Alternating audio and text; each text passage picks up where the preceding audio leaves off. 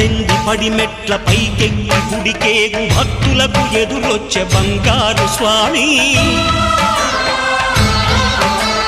ఇరుముడులు స్పృశించి శుభమనుచు దీవించి జన బృందముల చేరే జగమేలు స్వామి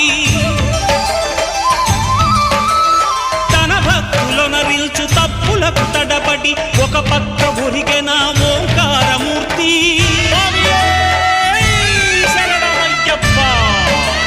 స్వాములందరూ తనకు సాయము కాగా ధీమంతుడై లేచే ఆ కన్య స్వామి